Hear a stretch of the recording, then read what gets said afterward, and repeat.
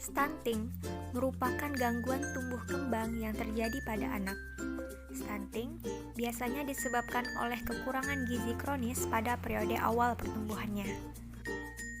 Umumnya, anak yang menderita stunting bisa tetap terlihat proporsional, tapi jika dibandingkan dengan anak lain yang seusianya, anak stunting terlihat lebih pendek atau kerdil. Meski begitu, bukan berarti semua anak yang lebih pendek dari teman seusianya mengalami stunting. Seorang anak bisa dikatakan mengalami stunting jika menurut petugas kesehatan, pertumbuhannya berada di bawah standar kurva pertumbuhan WHO. Stunting tidak hanya menghambat pertumbuhan fisik anak, tetapi juga perkembangan anak. Selain terlihat pendek, anak yang mengalami stunting bisa mengalami penurunan tingkat kecerdasan, gangguan berbicara, dan kesulitan dalam belajar nantinya. Kemudian, sistem kekebalan tubuh anak stunting juga lebih rendah, sehingga ia lebih mudah sakit, terutama akibat penyakit infeksi. Kasus stunting pada anak balita masih menjadi masalah kesehatan yang perlu diwaspadai di Indonesia.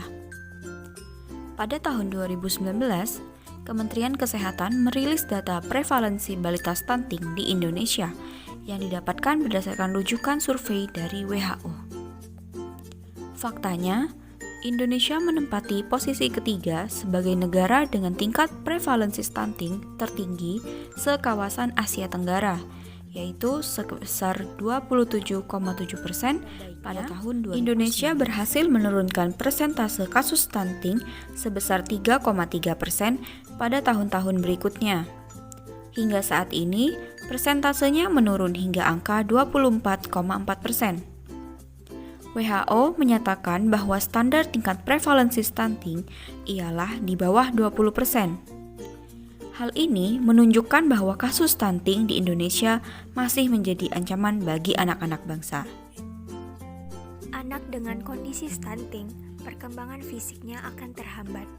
Anak akan mengalami pertumbuhan rangka yang lambat dan pendek akibat tidak terpenuhinya kebutuhan gizi, sehingga anak stunting terlihat lebih pendek dari anak normal seusianya.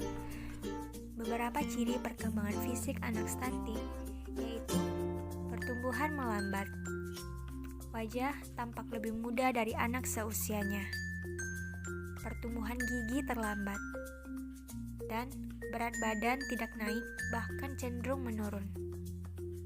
Menurut Solihin 2013, anak yang mengalami stunting akan kehilangan rasa ingin tahu atau pasif terhadap lingkungan dibandingkan anak normal pada umumnya, sehingga menyebabkan terhambatnya perkembangan motorik anak tersebut.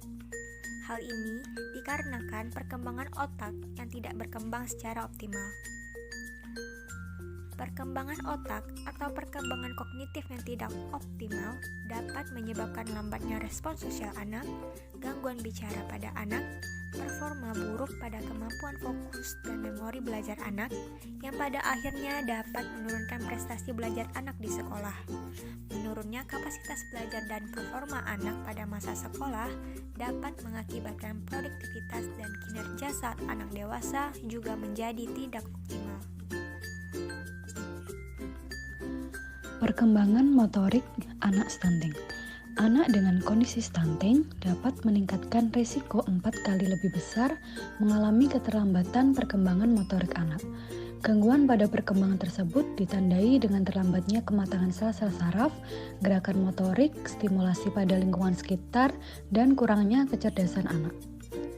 Pada anak stunting, terjadi perubahan struktur dan fungsi dalam perkembangan otak karena adanya keterlambatan kematangan sel-sel saraf di bagian cerebellum.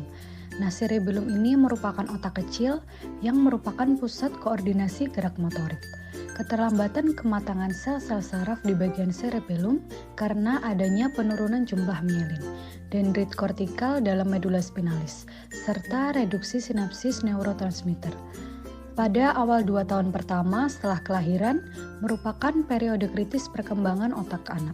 Pada masa tersebut, apabila tidak terpenuhinya gizi pada anak, bisa terjadi pemendekan dendrit apikal pada otak.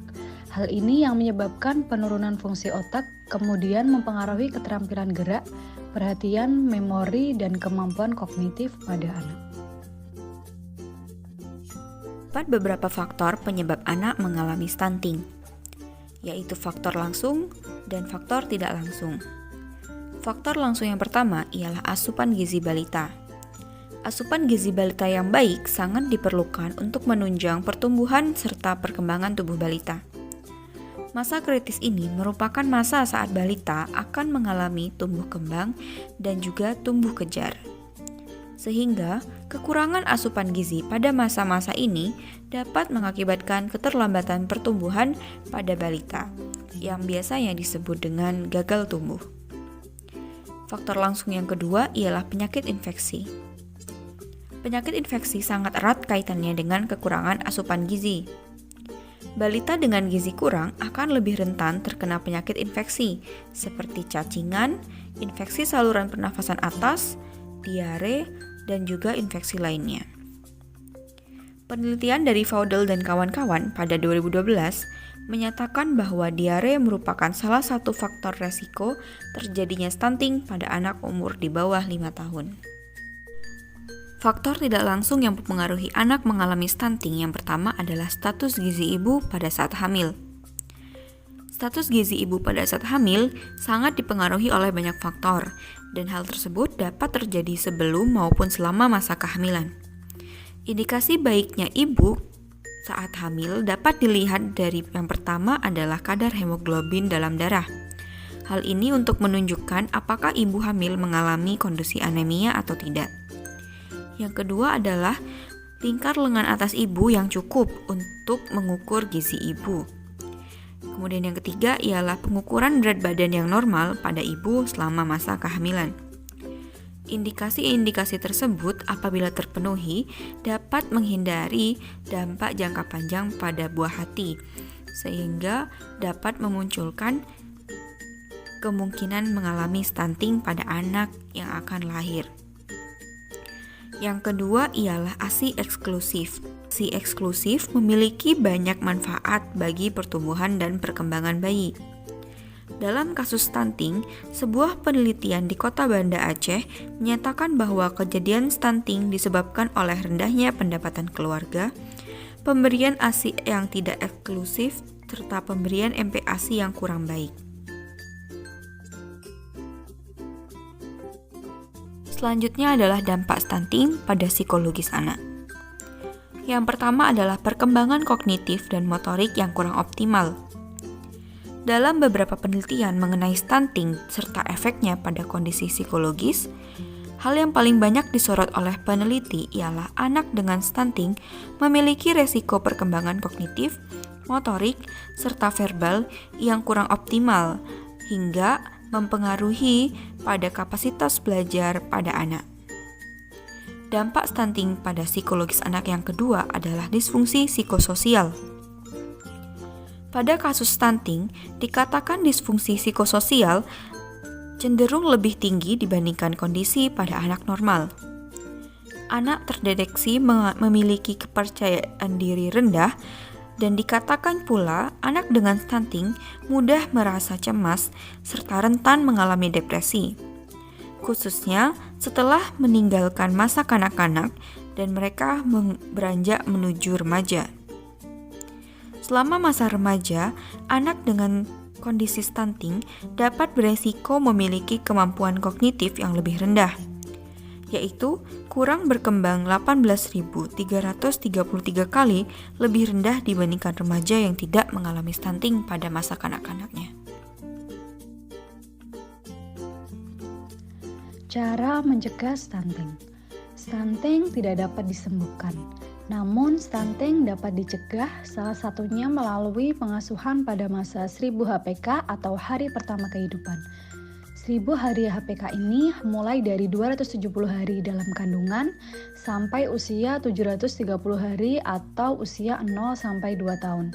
Kekurangan gizi pada kasus stunting terjadi sejak bayi di dalam kandungan dan pada masa awal setelah anak lahir atau dalam 1000 HPK. Tetapi stunting baru nampak setelah anak berusia 2 tahun. Cara mencegah yang pertama yaitu selama kehamilan, ibu harus mengkonsumsi makanan dengan gizi seimbang. Untuk mencukupi asupan nutrisi di atas guna mencegah stunting pada anak, ibu hamil perlu mengkonsumsi beragam jenis makanan sehat bergizi seimbang seperti ikan, telur, daging, seafood, kacang-kacangan, biji-bijian, susu, keju, yogurt, serta aneka buah dan sayuran. Selanjutnya, ibu hamil melakukan pemeriksaan minimal 4 kali selama kehamilan. Frekuensi pemeriksaan ANC atau antenatal care minimal 4 kali selama periode hamil. Pemeriksaan meliputi anamnesis dan pemantauan ibu dan janin, mengenali kehamilan resiko tinggi, imunisasi, nasihat, dan penyuluhan. Tujuan ANC sendiri untuk meningkatkan serta mempertahankan kesehatan ibu dan bayi, mempersiapkan proses persalinan sehingga dapat melahirkan bayi dengan selamat dan sehat. Selanjutnya yaitu memberikan stimulasi pada janin dalam kandungan. Stimulasi pada janin sejak dalam kandungan dapat memberikan efek perkembangan positif pada bayi. Sebagai contoh, bayi yang mendapat stimulasi sejak masa kehamilan umumnya terlahir dengan tinggi badan lebih panjang, dengan lingkar kepala yang lebih besar, memiliki kemampuan motorik kasar dan halus, serta kemampuan bahasa yang lebih baik. Stimulasi perkembangan otak janin agar optimal dapat dilakukan dengan beberapa kegiatan, seperti mengajak dialog sejak janin di dalam kandungan dan memperdengarkan musik atau ayat-ayat suci Al-Quran. Yang keempat yaitu ibu memberikan IMD ASI eksklusif selama 6 bulan. Inisiasi menyusui dini atau IMD dapat mengurangi angka kematian bayi baru lahir. Selain itu, dapat meningkatkan kesehatan, tumbuh kembang, dan membantu membangun daya tahan tubuh bayi. Kemudian, ASI juga sangat baik untuk kesehatan sistem pencernaan bayi. Yang kelima adalah pemberian makanan pendamping ASI atau MPASI sampai dengan usia 2 tahun. Makanan pendamping ASI atau MPASI adalah makanan padat yang mengandung nutrien lengkap yang diberikan kepada bayi mulai usia 6 bulan, di samping ASI eksklusif untuk mencapai tumbuh kembang yang optimal.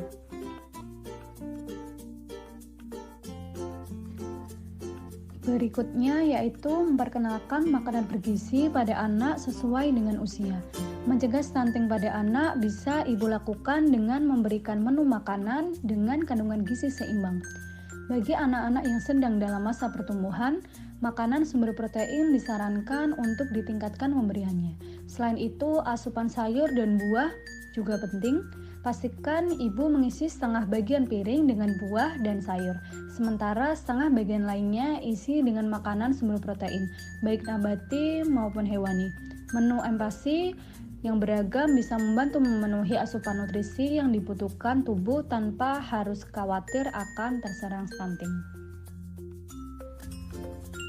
Selanjutnya yaitu memberikan stimulasi atau rangsangan kepada anak sesuai dengan usianya dan memantau perkembangan anak dengan kartu kembang anak atau KKA. Untuk menstimulasi otak anak sebenarnya bisa dilakukan dengan cara-cara sederhana. Misalnya saja pelukan hangat atau bahkan sekedar senyuman. Stimulasi sederhana lain yang bisa diberikan berupa suara, gerakan, meraba, bicara, menyanyi, membaca, menggambar, memecahkan masalah sederhana, dan merangkai. Sedangkan KKA, kartu kembang anak atau lembar perkembangan balita, merupakan alat untuk mendeteksi secara dini tentang penyimpangan atau gangguan perkembangan anak. Pada KKA ini disajikan petunjuk-petunjuk sederhana bagi ibu dalam menuntun anak untuk memaksimalkan potensi perkembangan anak.